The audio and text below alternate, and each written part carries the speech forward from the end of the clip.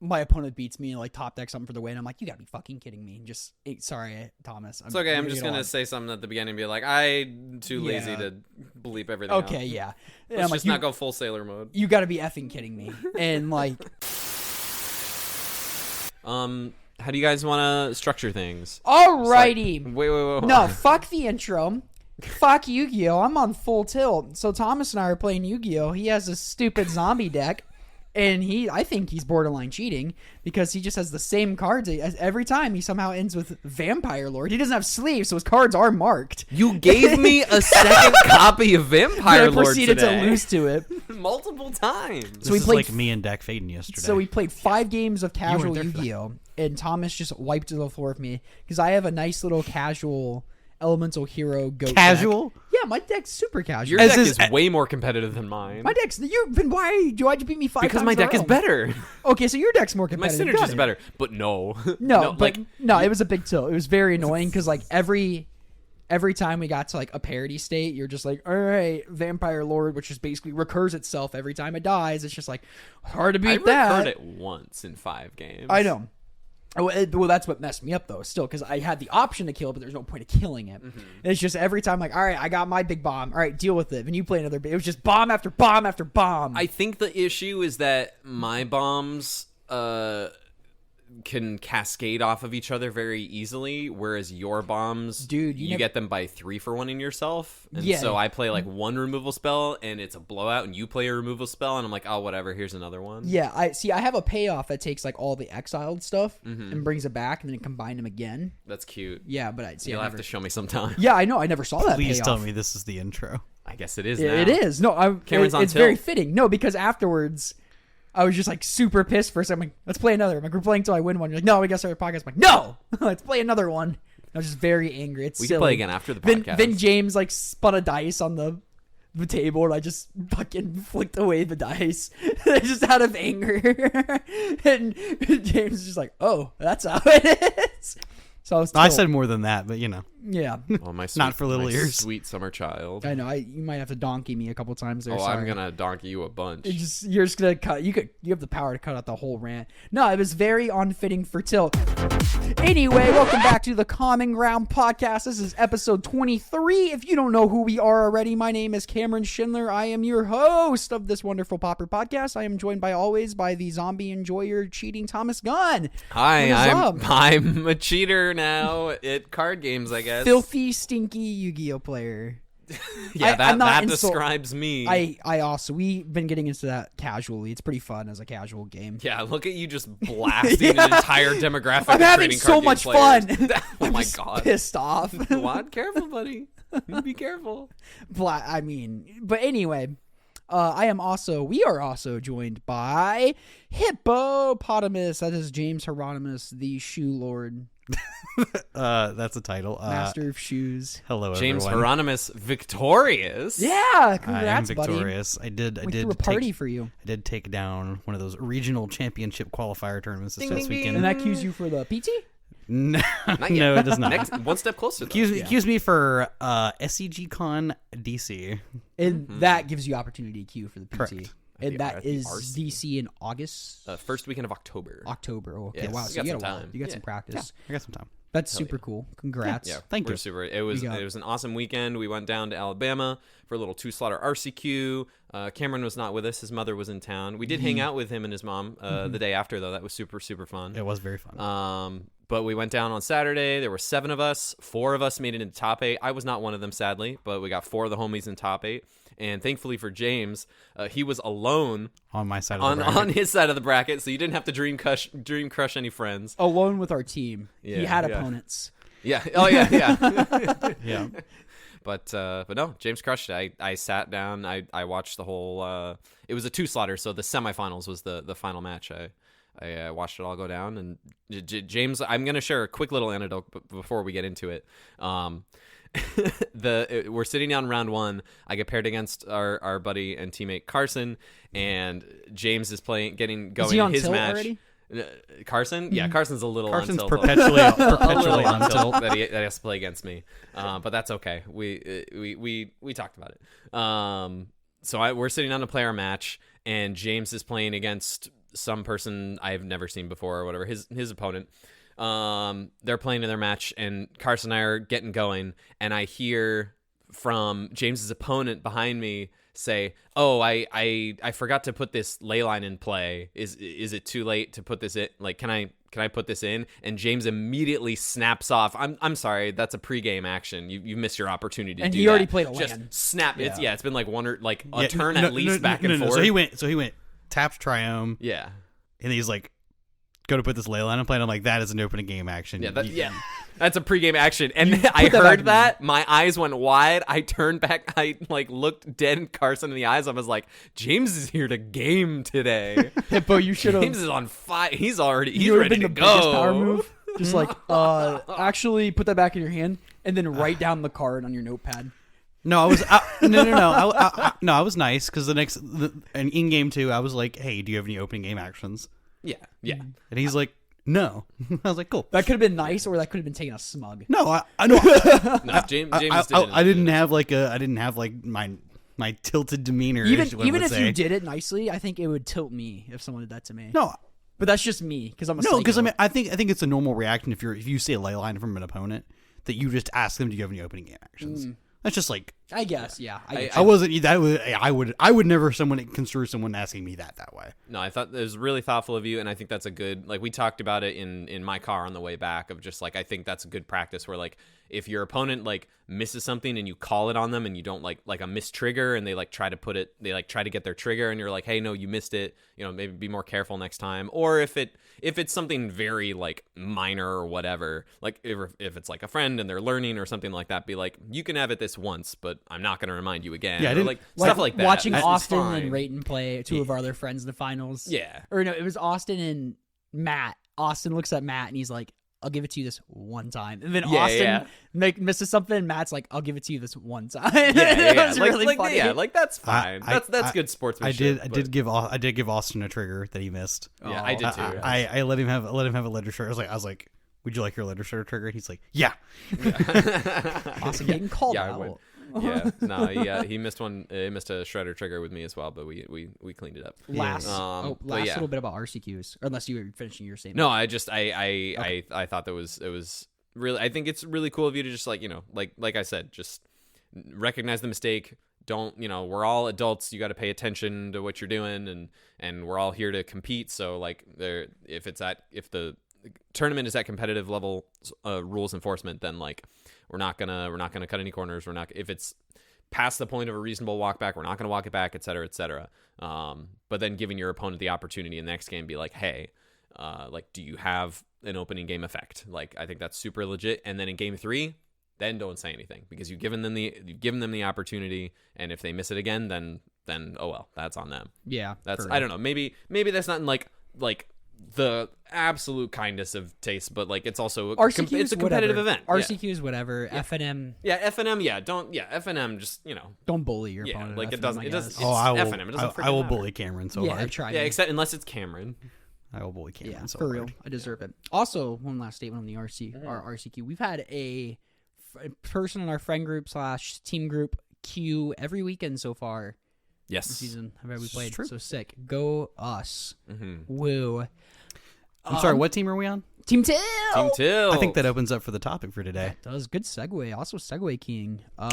We are doing a little episode about tilting because we figure this applies to more than just the Pauper format and very much even applies outside of Magic. Like, yeah, this is like life. This would be life stuff too. Yeah, for sure. Like you can tilt in life, and it's just what does tilt mean? So I get we use it for jokingly as for a lot of whatever we see fit for it to be, but in general it's just like a frustrating moment. It's just like the very generic use of it. It's just it's a frustrating moment. And I always or think you of are it, frustrated. Yeah, I always think of it as something that cascades too. Like so, it's like you get tilted, you messed up, you forgot to play a land last turn, and you're an RCQ, you can't take that back. You forgot your land, you pass a turn. Yep. And like, hey, can I put this in? Your opponent's like, no, you passed. And maybe you call a judge. The judge is like, hey, you passed, sorry. Something like that. And you're just like, maybe that didn't even cost you the game, but all you can think about is like, man, I should have played that land. I should have played that land. That's BS. I should have been able to play that land. I'm so mad at myself. I'm mad at my opponent for not letting me do it. I'm mad at the judge for not letting me do that. And the next game you play like crap because you're angry. Yeah. Maybe you go home and yell at your family. Hopefully not. I hope not. Would rather you don't do Separate that. Magic from the real world. Yeah, please. Yeah, please don't yell at people. They're just people. It comes from an Old English word, tightland, meaning to be unsteady. Tiltan is related to the adjective tilt, which means unsteady. Huh. Mm-hmm. It comes from 1400s. You're unsteady in your emotion, basically. Yeah. Be tilted, like literally, like a physical object is like tilted or askew. Yeah, tilt's a real word. Yeah. Gotcha. I'm sure there's a definition in there that like pertains to like check psychology. The check like a psychological. I was gonna definition say or check the something. Urban Dictionary. That'll tell you. I thought it was from poker originally. No. I think it's from pinball originally. Oh, Might pinball, be. you're right. The word tilt. Yeah, it comes from where tilting the machine caused the word tilt to flash and the flippers to freeze. When you play poorly and irrationally, you are on tilt. Yeah, That's cool. 'Cause that's what happened. Because like if you got mad and that's you like shook the cool. machine would freeze and punish you and say tilt. Yeah, say tilt. Holy Yeah. hell, that's cool. Yeah. I didn't know that. Yep. So I guess today that was a little intro on tilt. So what are we doing with this conversation? Talking about what it is. Did that. How? Well, obviously, yeah. We'll the expand on it overview. too, yeah. So it's like what it is. How I guess three of us kind of handle it. Yeah. How we handle it. When it is appropriate, basically. And we're not going to say I don't expect anybody, even myself, never to be angry or tilted. No. Correct. Like, you're going to be mad. It's You're just a like, human being. yeah, you do it rationally Yeah. and manage it. Like, I think everybody does something and can get over it, and everybody processes it differently. Mm-hmm. But, like, Thomas, we talked about this, like, when you, like, first queued for the PT, your first PT, and we're like, hey, just, like, remember, it's a card game. Like, yeah, it's a card game we spend a lot of our time on, but like, at the same time, it's like, does not define you as a person in the slightest. Right. And it shouldn't. Like, and we say that, and we're about as obsessed as you can get in this game. And we're saying, like, let's not let it define us very hard. Like, let's not bring that loss home with us. And let's certainly not bring that loss to, like, God forbid, like, the next tournament. Or to the person across from the table from you. That's true. That's probably the worst part. I think about it.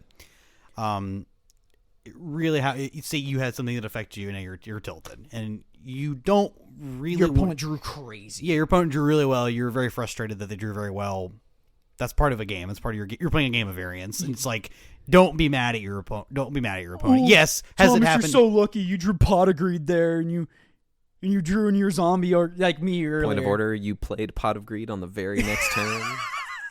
Exactly. Like, don't, like you said, like, don't spit that out on your opponent. Like, Yeah, that's the most miserable thing ever. After Yeah, you it's beat very- your opponent it's- and they it- start going off like that. and it's very disheartening for your opponent as well, unless they are just like a brick wall, basically. Mm-hmm. Like, it's going to affect them in probably some capacity or another. And maybe it does affect them. They don't show it outwards. Yeah, well, it also could affect them, and they never may show up to wherever this was again. Like, if you have like if that person, could be a big if there's a loss. person has a bad experience at whatever store or tournament hall this is, and then they never show back up because of the experience they had. Like, that's not something that anybody wants to have happen. You don't want to have it happen. You also don't want to have it happen. I sure don't want to have it happen. I'm going to put one of our buddies on blast. I'm not going to say their name, but the first time I played against them was in Pioneer. I was playing mono green, and I just kind of had the nut draw. And if anybody's familiar with that deck feels extremely unfair when you have like the nut draw. And Yeah.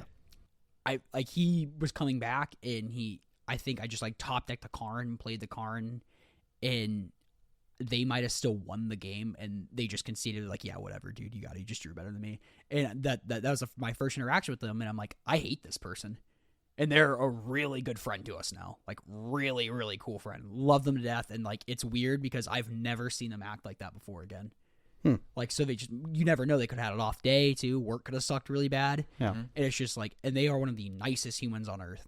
Okay. I just shared a story. That's Story time. Yeah, no. Yeah, no. I mean, it happens to everyone. Everyone can be frustrated. Just find healthy ways to manage your frustrations or tilt. You know. What do you do? I am for those who know me, this is something that I struggle with. Dude, our whole group. Yeah, well, called Team Tilt. well, not everyone in our group's on the same level of this either. No, a funny portion of our group are mad tilter. Some of us are worse than others, that's me for sure. included, I think, too. Yeah, I'd say we're two of the worst people at this. Yeah. But anyways, where I was going with How do you deal with your tilt? okay, so sorry. Background, you're a big yeah, tilter sometimes. I'm a big tilter sometimes. So, I do have to remind myself sometimes that like I am sitting across from another person. It will take me just a second. It's like, hold on, just take a second, reposition yourself. It's like I'm also sitting across from a person who has feelings and they could be hurt as well. I don't want to hurt someone's feelings playing the game. Like we're all here to play a game that we love, obviously. So I don't want to hurt their feelings. Choose your words carefully. You can be frustrated and you can express that frustration. It doesn't have to be in a poor way. It doesn't have to be done in a poor manner. Right. You can still be kind. You can be kind and be frustrated. That's a good way to get kicked out of an LGS. We've had people kicked out of our LGS for being miserable humans.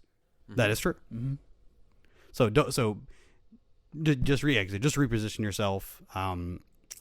For me, if this may be like the end of a match and I've lost or something, like something that I may personally do is I may put an earbud in and I'll listen to some music, just refine where I'm supposed to be. Do you go to your friends immediately? I know like sometimes you'll go to everybody. friends Yes, and, everybody is guilty of the bad beats. You're going to tell your bad beat stories. Your friend. You're going to tell your friends your bad beat story. That's just going to You won't believe happen. my opponent. Yes, I may walk outside so that my opponent doesn't hear me tilting off in front of Talk shit about them. talk shit or tilt off in front of them. I'm not trying to do that in front of them. I'm trying to give them that courtesy. It's not say it's not the opponent. It's more of the match situation. itself, Yes, the situation. Are there times where it is caused by a person, like what they are doing as a person? Yes, it does happen too. And people know when they're doing it. They do. Mm-hmm. But yeah, I just have to kind of refine myself, take a minute and go, hey, this is another person. Then I move on. Like, does it follow me? Can it follow me? It absolutely will. Sometimes. I've seen you beat somebody and you were tilted afterwards, and I asked like what you was up, and your opponent like referred to a card as a slur, and that put you on tilt. Or not like yes. I won't get into it too much. I know exactly what but just said something inappropriate about a card and just like something you shouldn't say. And I called them out on it. Yeah, and you were just tilted after. Yeah. And you won the game. Yeah. Yeah. Wild. Yeah. But no, it affects everybody differently. I had this. I think the most one of the more recent ones that comes to mind to me is I was playing in our last month locals. Yeah, our last locals we had, and I was playing against Scion. And you want to give a little background, Scion, one of our. So I know we've talked about our friend Jay, friend of the podcast. His son Scion, he's an 11-year-old kid. Yeah. He's crushing Pauper. I get to hear these stories all the time from Jay. It's awesome. And he's sassy. He's very sassy. It's awesome. I love it. Nothing more tilting than getting your butt kicked by an 11-year-old while he's talking crap to you. Exactly. And I had a frustrating game 3 against him, or game 2 or whatever. And the match ended, and I was just like, I was very frustrated with the situation. I was like, man, this was just just awful. I was like, this just sucked. Like, and I took a minute and I like looked over him. And I was like, good game, Scion. That was awesome. I've definitely been a victim of like my opponent beats me and like top deck something for the win. I'm like, you gotta be fucking kidding me. Just sorry, Thomas. It's okay. I'm just gonna say something at the beginning and be like, I'm too lazy to bleep everything. Okay, out. yeah. Let's just not go full sailor mode. You gotta be effing kidding me. And like, even after like my tilt's very quick. I get it out. Once it's out, and I'm pretty. It's very violent, but over. Not violent as in physically, but violent as in like quick and like a big emotional. Yeah, like, pretty. I'm like, a very emotional person. Go in your car it's like a firecracker. And shout like a couple expletives. Yeah, and then very. come back or something. It's just like a firecracker. Yeah. And boom. I like that one, a firecracker. Boom, it's done. But afterwards, I looked at my opponent. I'm like, good games, man. And you're like, you played well. I'm like, sorry if I bursted out, but no, I'm a guilty of doing that as well. But it is always nice to like do the good game, offer a handshake, fist bump, or whatever they prefer, or a head nod. Or, yeah. Yeah, again, always taking into consideration the other person across from the table from you. I think that's the biggest reason for this entire thing, is that you want everyone to feel like they belong here just as much as you do. Magic's one of those funny games where it's like, man, I lost. I got variance so hard out of this game. But it's like when you win, it's like, no, I played that game so well. You know? I think it's a really good point about like saying, like, make sure you're like saying good games to your opponent. That's something that I will actively do. If I've lost a match and I'm feeling frustrated, I will make a point to call out plays that my opponent made that I did think were really good and were like really like smart strategic points in the match, in like the game that I lost, that I was like, or points, or if like there were points that I recognized where I could have done something a little differently, but because I didn't, they were able to capitalize on something. Like that came up at the RCQ this weekend, where like I started 1-2, but because there were like not a ton of people at the tournament, I think 2-3-2s made it into top 8. Correct. So I was technically still alive for top 8, which was really, really strange. You're usually not still alive for top 8 at 1-2 at a 1-2 start at these things. And I was playing against the player who eventually got the other invite. And he played really well. And in our second game, I made a sequencing choice that if I had made it differently, I probably would have had a lot more play in that game. But instead, I got kind of blown out because I wasn't thinking about absolutely everything I could have. And after he won the match in 2 games, like I called out those moments. I congratulated him. He played really well.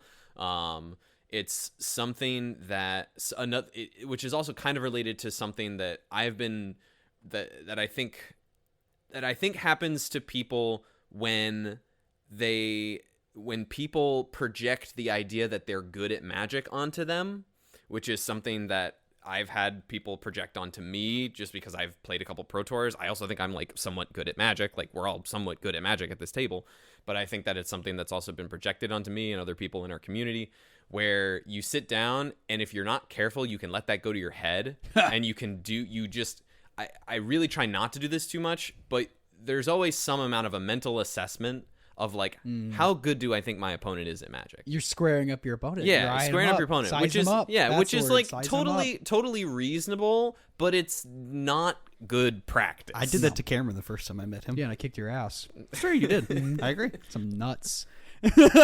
See, like that, let it get to your head. Exactly. Like, and so like I caught myself having some of those thoughts in our first game, just based on just how his like social demeanor at the table and stuff like that. But then it became very apparent that, okay, maybe he isn't the most socially apt person in the world, but he obviously knows what he's doing in the game. And so I had to like very quickly, okay, I'm not, all right, what am I doing? No judgment. Like, let's not like get rid of this tilt about like perceptions about people. Like, this is ridiculous. What am I doing? And so that was a really good, like a good reminder for me of just like, no, just like focus on the game that's on the table in front of you. Don't think about any of this other crap that doesn't matter. I think that's like subconsciously too, and it's hard not to size up your opponent sometimes self-consciously. It's just like, don't let that affect your in-game decisions, especially like, I don't think my opponent's very good, so I'm going to keep this risky 2-lander or 1-lander.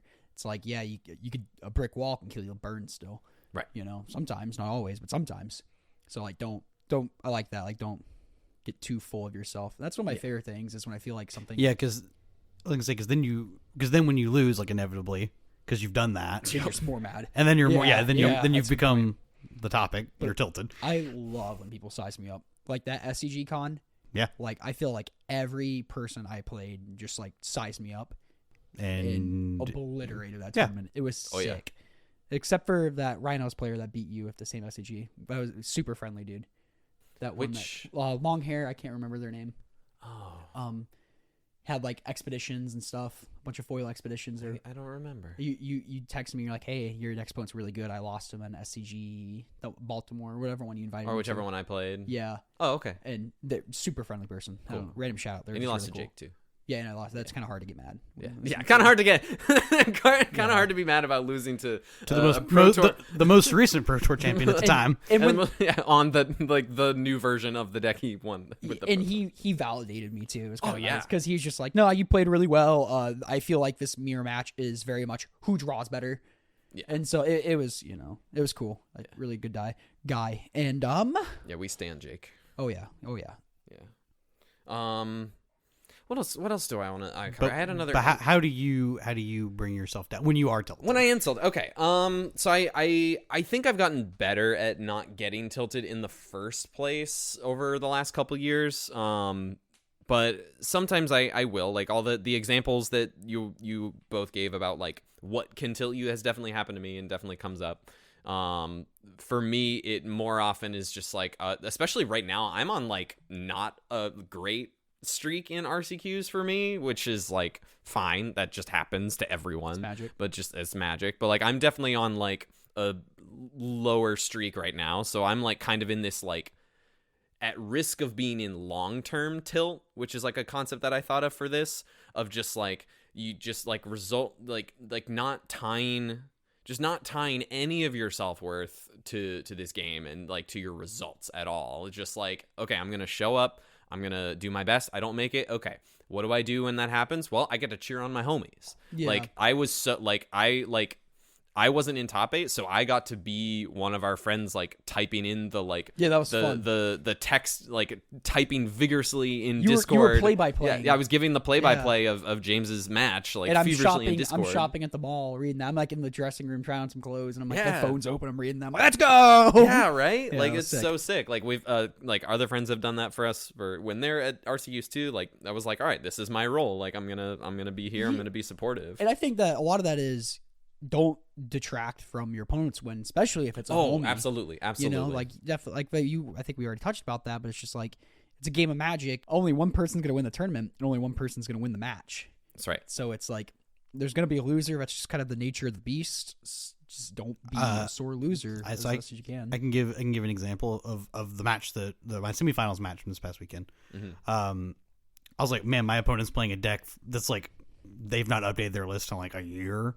And they're playing a deck that's like not like what we would consider a meta deck, like right now in the format. So I kind of sat down across from them. I was like, oh, I'm just going to crush them because I did size them up. I'm like, I'm going to crush them because they're not playing like a deck that's up to date. So, but at the end of the match, I had to look at that and go, they played incredibly well.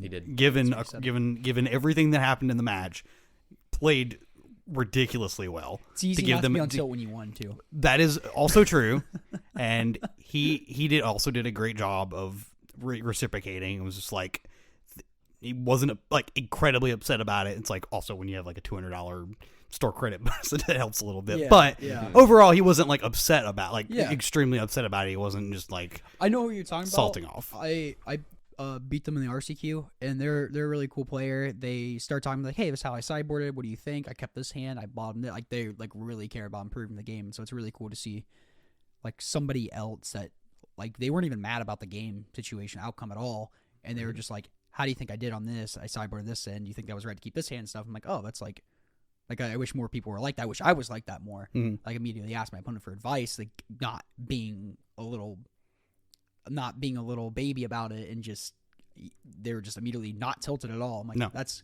very admirable. That's a really good quality to have. Yeah, it was very good. Even as a person, if that like transfers to their real life. Mm-hmm. Or they're just maybe they have the biggest anger issues outside of Magic. Who knows? Who knows? But anyways, that was how that match went, and it was nice to see the conclusion go the way like the conclusion, like post game, that being the interaction that occurred wasn't there's no hard feelings or anything like that. And telling my opponent they did well. That's great when you lose and your opponent's like, hey, you played the game really well. That feels fantastic. At least it does for me. Mm-hmm. I've had that do that before to me. It's like, well, you played the game really well. You gave yourself every opportunity to get yourself a win in this game. It just didn't fall the way you wanted it to. Yeah. And the same thing happened here. It was really nice. So I remember at our cave RCQ, Hippo, you like walked away and you're like, I'm like, where are you going? And you're like, and you're beat red and you're like, I have to go sit in my car and scream. Like, I'm going to lose my mind if I do not go in my car and just yell or something. Yes. And And that was just a way of getting over the tilt. Well, I You didn't just had need to to. let that I out? actually ended up not doing that. So Oh, okay, cool. Yeah. That's something I prefer. I remember, like, forever ago, you and I, Thomas, we drove to an RCQ together. I'm playing quarters or something. I think it was a 2 slaughter, so this is like for an invite. And I'm playing Grease Fang, opponent's playing Heroic. And I forgot a card gave something trample. And they moved to attacks, and I could have blocked and had a chance to win next turn, kill him with a crackback. And I could have made a different block, but I forgot something had trample. And I just kind of like set my cards around. And, I'm just like kind of calm thinking. I'm like, okay, I'll block like this. You're dead. You're dead. You're dead. And my opponent says that. I remember it like that. I used to remember it different. I remember my opponent just going like, you're dead. You're dead. You're dead. And I just turned like beat red angry. I just like pack up my stuff real quick, leave, get in my car. I just start banging on the top of my car, just like kind of wailing at the top of my car. Maybe it's not good to wail on your car, but that's how I'm a firecracker. I gotta get it out for like 2 seconds, and then you're done. working on that. We're working on that. No, Again. that's how I show my emotion. There's nothing wrong. I don't know. Maybe there's something wrong with that, but Yeah, save that one for therapy. yeah. Like other examples, I think I've done it like 3 times I can remember where like lost a close game. I've known I've done it to the powerful Drew Carlson. I've done it when my buddy, I took a turn off, paid 3, put Luris in my hand. My opponent hit me with a Ragavan and hit Thoughtseize and Thoughtseized my Luris off my deck. And I just took the top card of my library and I crunched it in my hand. Like, I don't know. I know that's not good. And it's just like something I can't help, but I just have to like, I just gotta like, I don't know. I gotta like release. I would never, ever, ever, I don't like yelling at humans. I would never put my hands on a human, especially. I believe you. And I just have to take a piece of cardboard and just crush it. And maybe I should keep some tokens and do it to a token instead. But I just like gotta get that Get out. you one of those stress. Yeah, like, you know what? beanies. A stress ball. That would be way better. Get you a little stress ball. I think I use my magic cards as a stress ball sometimes, and that's not good. Yeah, we'll get you a stress But ball. I did that to our buddy Drew. I just took the top card and crunched it, and he just starts laughing. He's like, "That's not good." And I'm like, "I'm over it though." And I was completely fine afterwards. So that's not a good way of getting over, but that's how I get over it. It's just a quick burst. Like, let me go to my car and swear, and maybe like punch the wall, not the wall, punch the ceiling on my car or something, and I'm over it. It's done. Yeah. Really, what we're going for is like, there's opportunities to improve how we handle how we tilt, basically. Mm-hmm. Like me getting a stress ball. That's Yeah, gonna be a big that would be a Game huge changer. improvement. Game changer.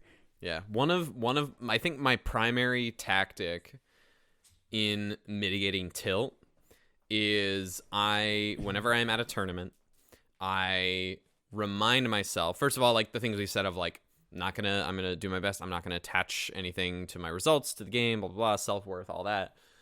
But something that I do to remind myself is I look around the room, I look at everyone playing, I like look through my deck or whatever, and I remind myself, this is great, this is cool, this is a cool thing you do.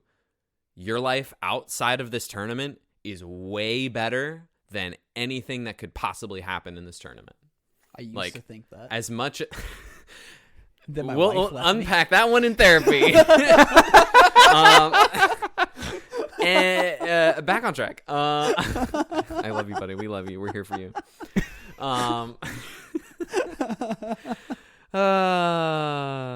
Derailed your point. Yeah. No, I get you though. But I'm about to say I have an amazing, loving partner.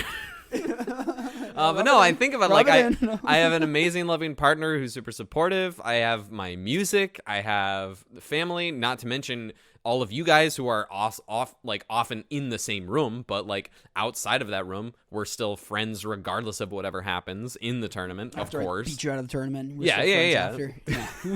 Yeah, you can't get a win on me in pickup games in any game apparently. No. But play against me in a tournament and I cannot win. But that's something I do to really, and that really sets me up to focus on what I need to focus on in the tournament, and just like supporting my friends and playing the best I can, and like making sure I'm being like kind of respectful with all my opponents and all of that jazz. But just like reminding myself that like at the end of the day, I'm going to leave this tournament moment and I'm going to go back into my regular life, and just putting my live. life, putting my all the other things in my life on a much higher standing than whatever this tournament moment in my life is. Like even things like the Pro Tour, like getting to play the Pro Tour is absolutely incredible.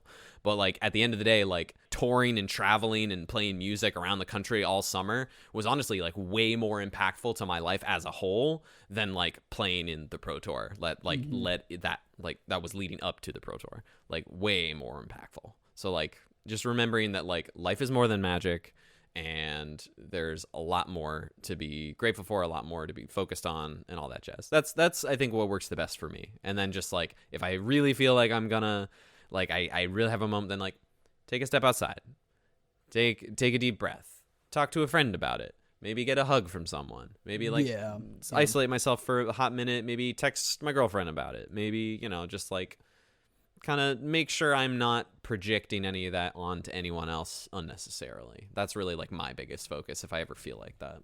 I feel bad because one of our buddies like tilted an RCQ, and I think part of the reason I acted the way I did was because I kind of like lost my like source of comfort in a way. Mm-hmm. And so one of our buddies was tilting an RCQ, and his tilting made me go on tilt.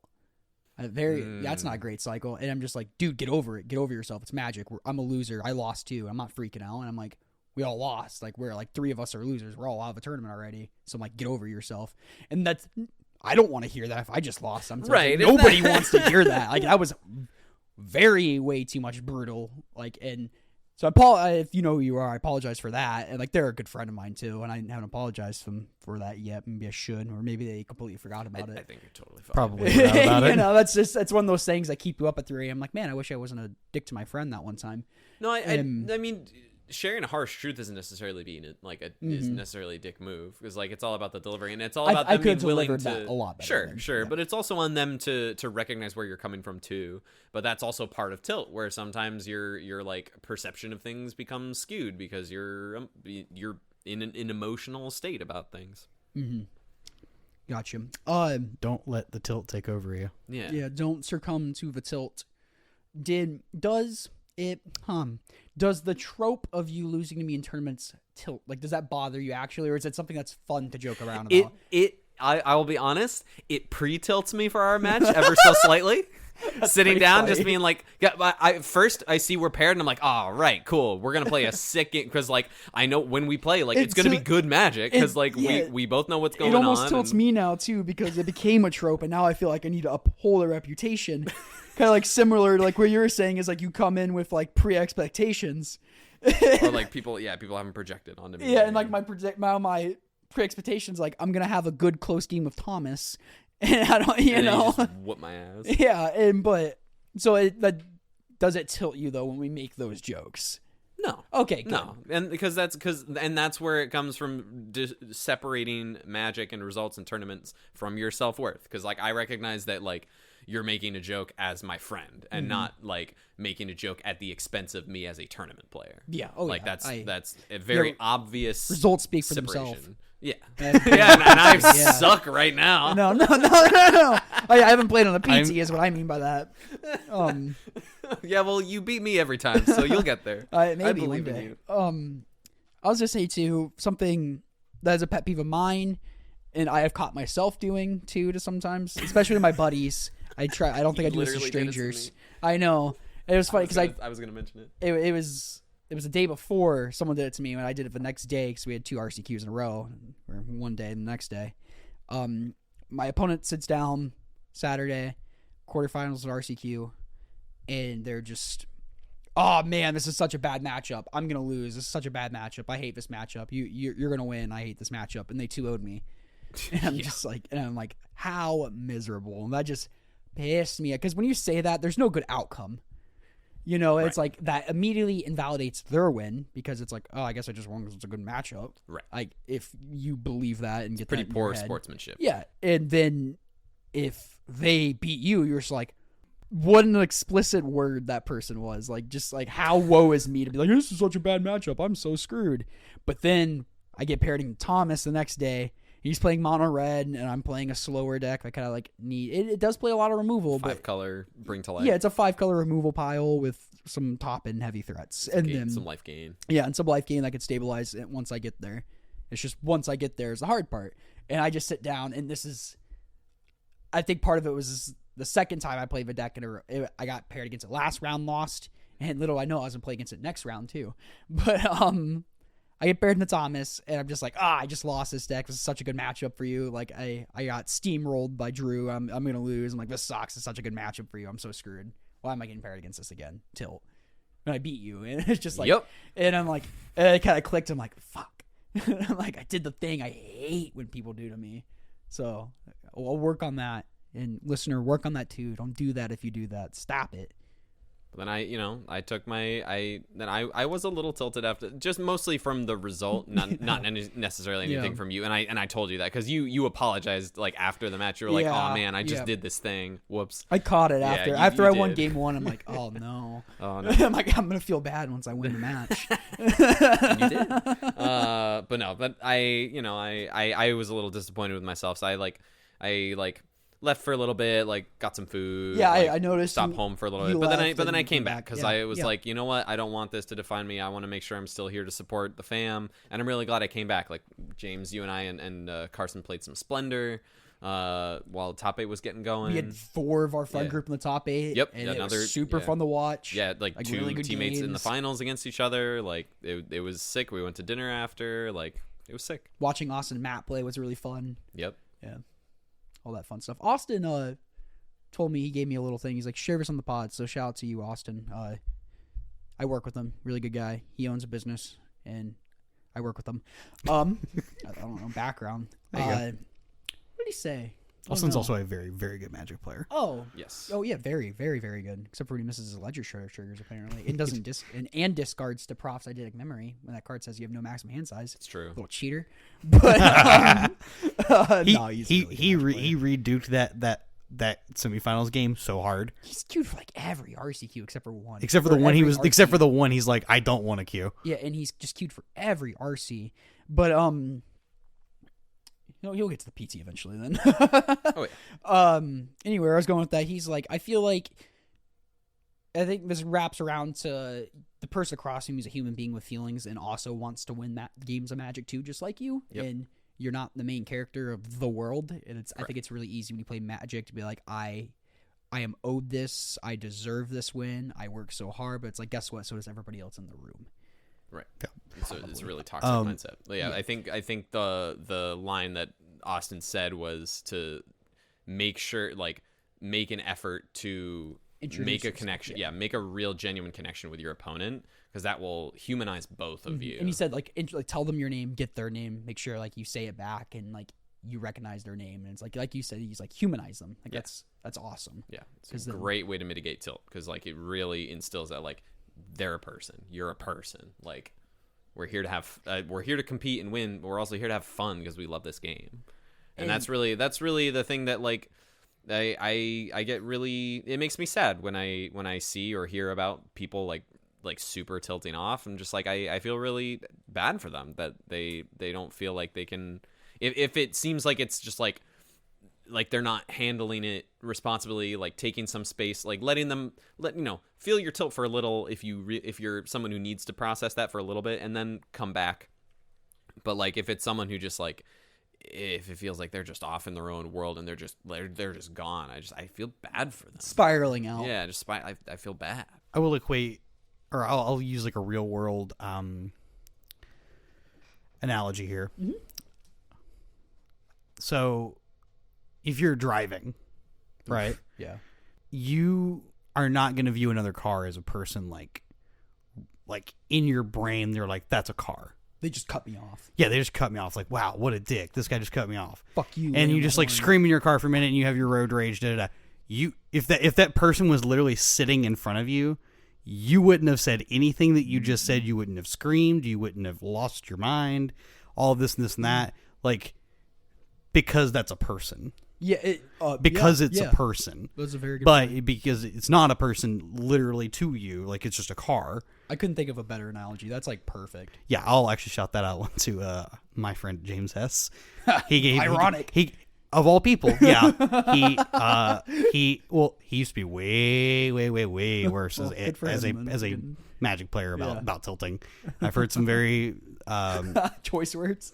I've heard some stories that he's told me about, interactions he's had with people, that how they, transpired and so on and so forth. But he's grown up. He's chilled out a lot. It's very nice. He's very much detilted himself from Magic. He just enjoys playing at this point. But yeah, no, view people as people. People are people.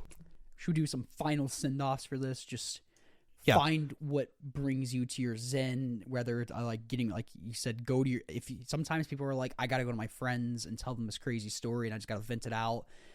Sometimes I got to squeeze my stress ball that I'm soon going to purchase. It's like, I got to not see my friends right now. I just need to like be with myself, maybe pity myself just for a little bit, not for too long, but pity myself, go get some Chipotle or some California taco that's right next to us. West Coast Taco Shop. That's right next to us. Taco Shop. Yep. Shout Just, out. yeah. Taco shop's great. Do whatever you gotta do. Yes, you can till. Just don't carry it with you too much. Also, don't let it affect the person that is across the table from you. Yeah, I think 100%. that's probably bigger than anything else. Yeah. Don't give someone else a negative experience. That's true.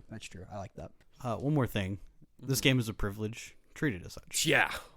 Oh, This game is totally a privilege. Treat it as such. yes. All right. It's a privilege.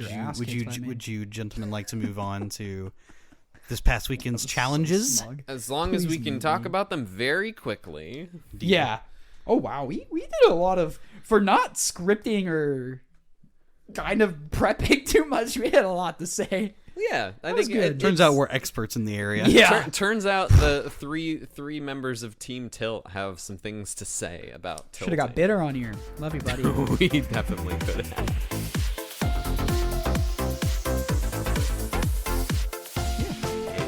Hell yeah. Yeah. So let's move on to the challenge show. Ew.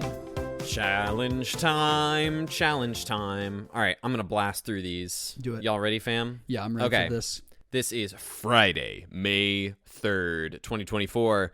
We've got 59 players in 8th place. Oh, Daniel Akos on Blue Black Terror. In 7th place, Pedro Stone on Gardens. In 6th place, Gracias por tanto on Mono Red Koldatha. In 5th place, Forrester F on Jeskai Ephemerate. 4th place, Carves on Blue Black Fairies. In 3rd place, Magda Regina on Boros Synthesizer Glitters. In 2nd place, Denise Svichalexi on Jeskai Ephemerate. And in 1st place, with an 8-1 record, Twister66 on Cawgates. We've got a Cawgates win here, which honestly, I'm not that surprised if Mono Red is still like kind of knocking on everyone's doors. I was just, and it can race synthesizer. You can gain that life back from the cat, and I also think it's good against those combo decks because you can start presenting a clock fast, maybe with a cat, with the gate, and you can start clocking those combo decks. So it seems like a good spot for this deck. I'd like to shout out one card in their 75. It's a cool card.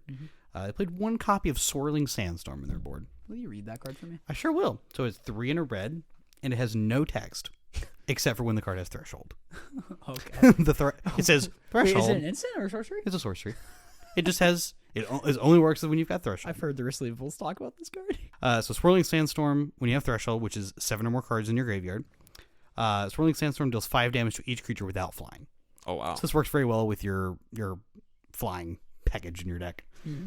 So there you go. Just kills everything else. That's Need kind some of cards cute. in the yard.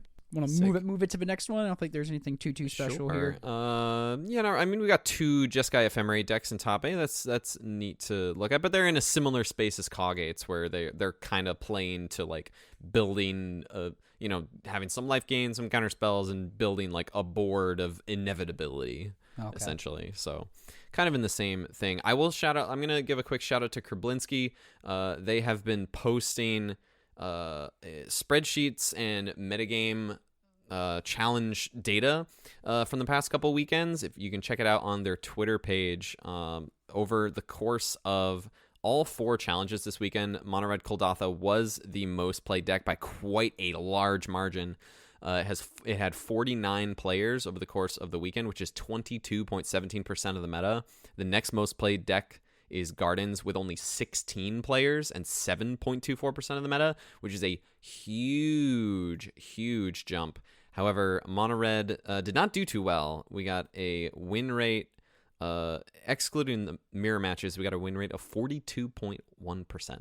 So not a great showing for Mono Red, but it was definitely the most played deck by a wide margin. I wanted to shout that out before we continued, because that kind of speaks to like Coggates and Ephemerate and stuff like that. My computer won't load it, but that 4th place Blue Black Fairies deck, is that playing Dark Ritual?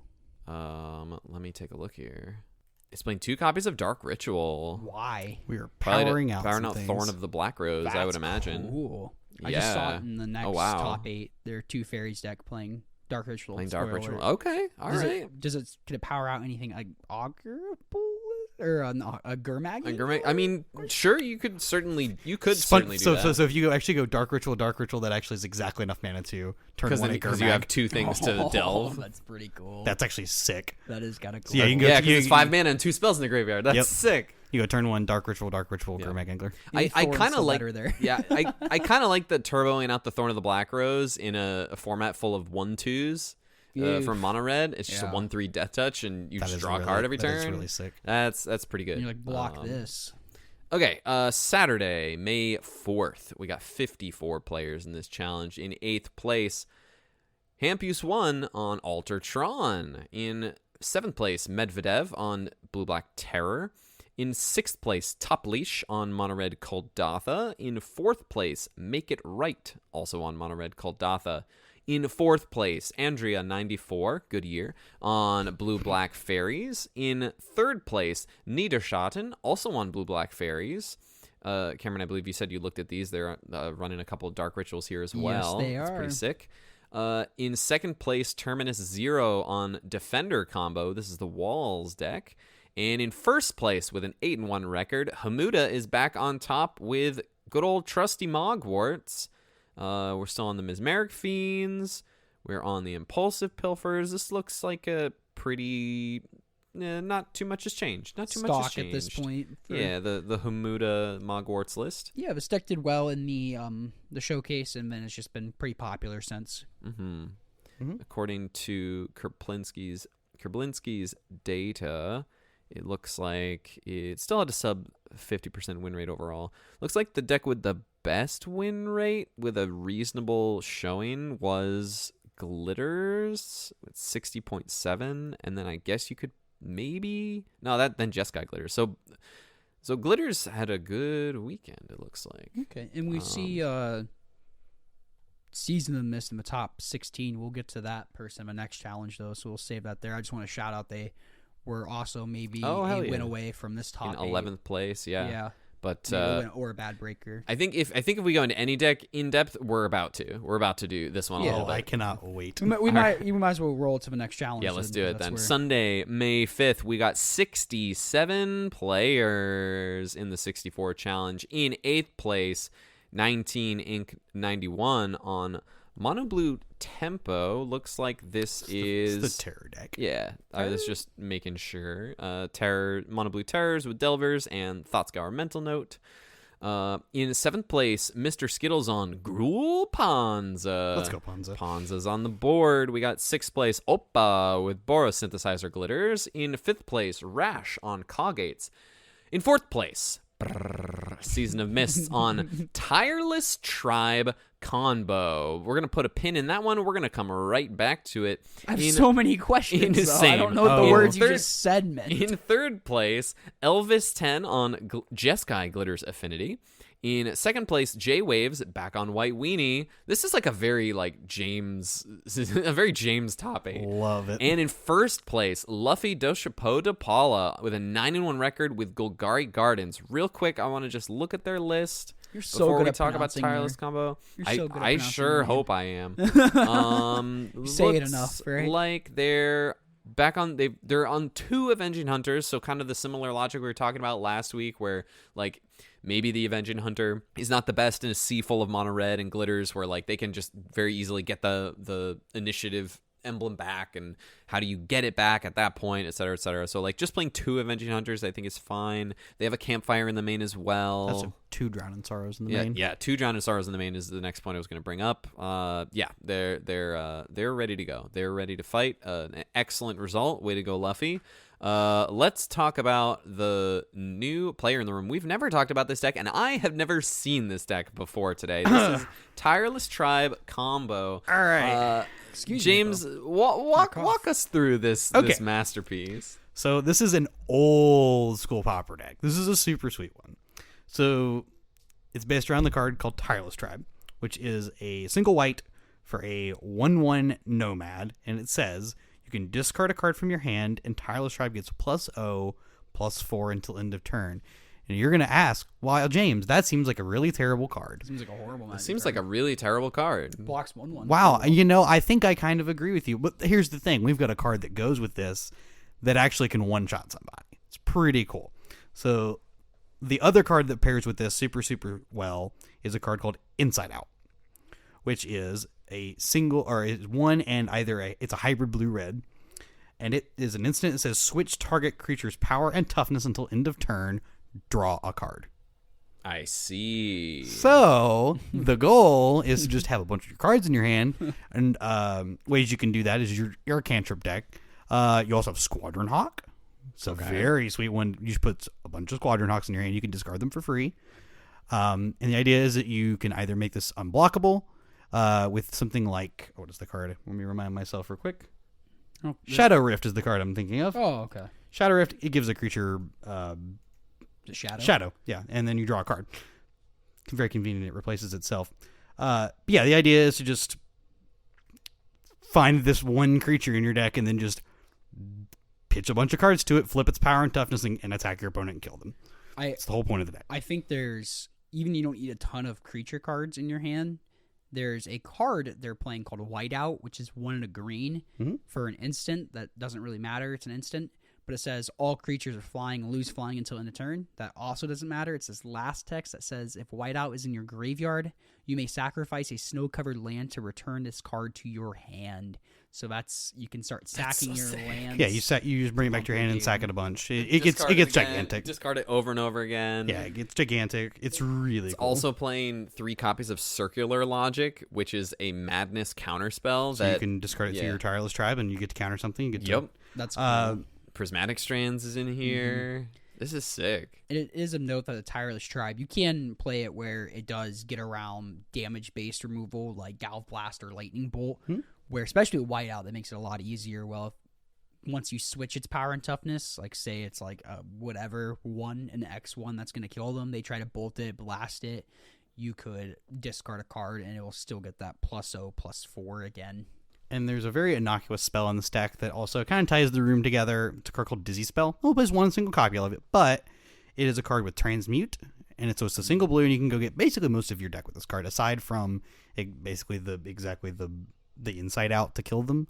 It goes and gets the Tireless Tribe itself. It goes and gets any of your cantrips. The deck is super sweet. It's a very old school Pauper deck. I had not seen this deck surface in quite some time. It is a very cool deck.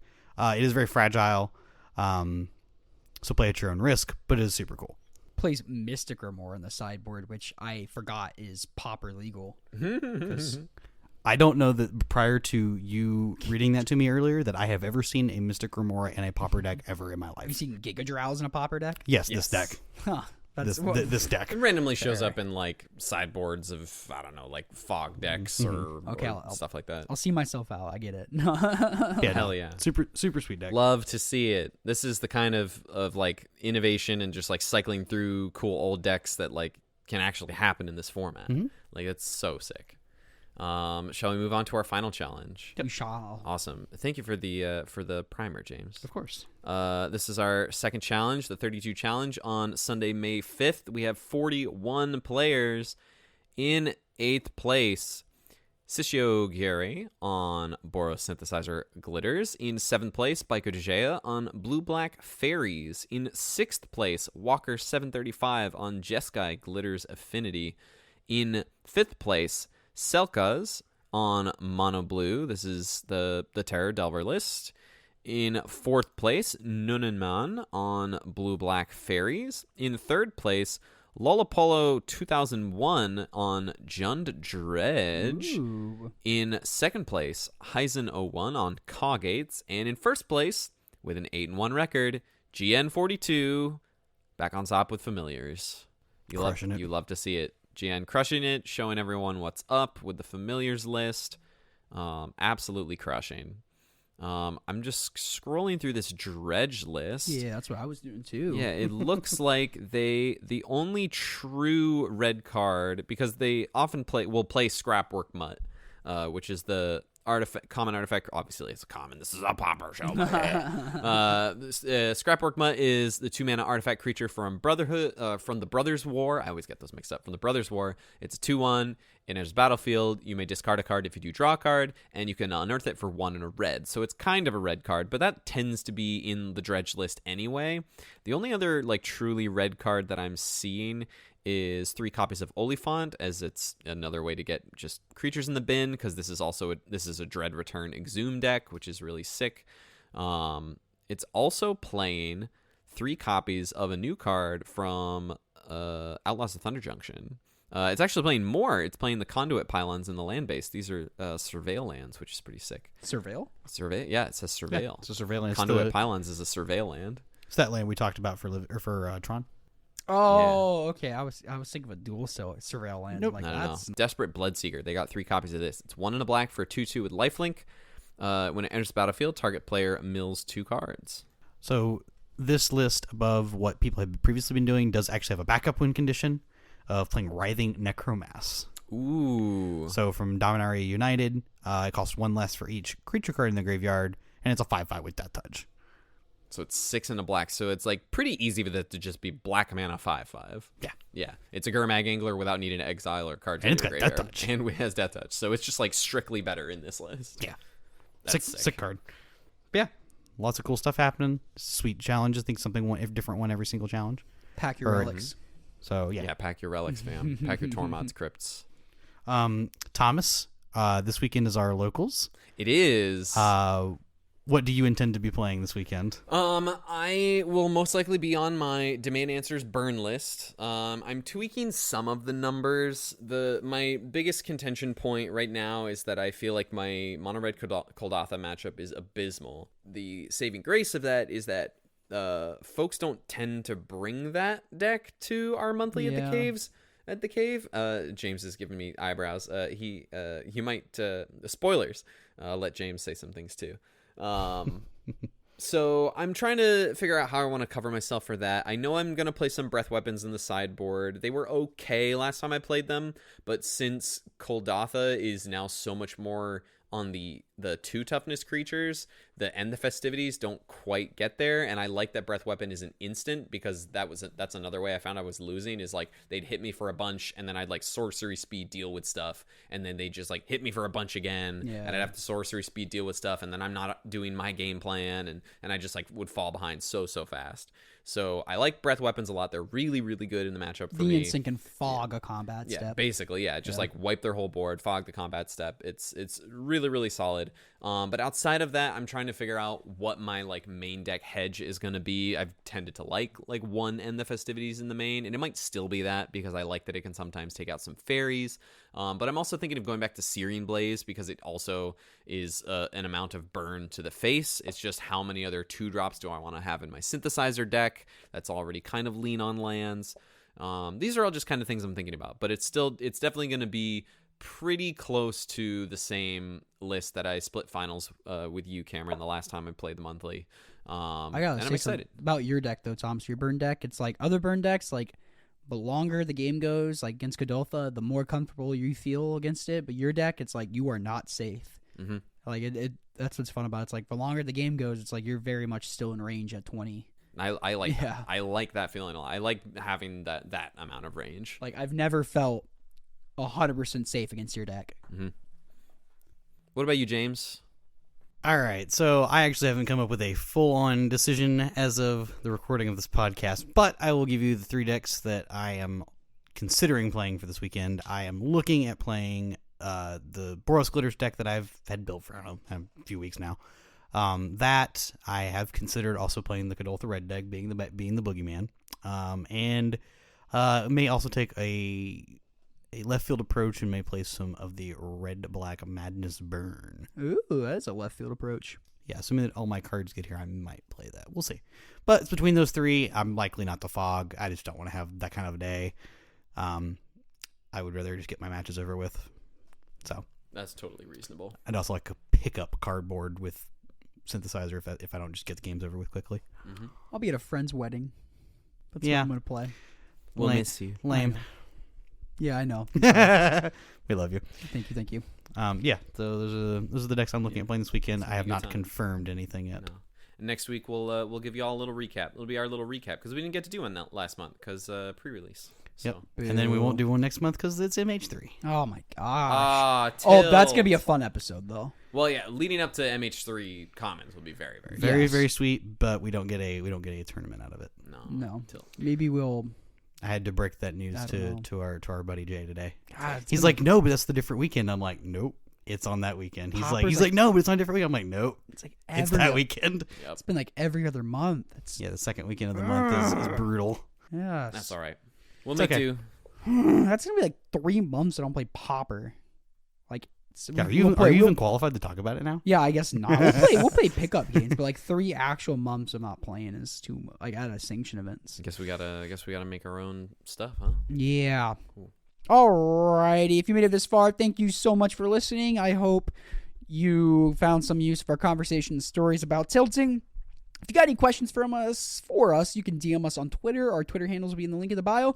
You could also email us at commongroundmtgpod@gmail.com. We appreciate you listening so much. If you really liked us, you can give us a 5-star review on Apple Podcasts or Spotify. If also on Apple Podcasts, you can leave a word review. A written review. Mm-hmm. And if you leave a written review, Hippo will read it aloud on the podcast. I have Deal. just learned that I will be reading aloud reviews from Apple Podcasts. Reading Rainbow. I can do anything. Y'all take care. Later, everyone. Peace out. Stay not tilted. Y'all got this. Help! It's hard out there.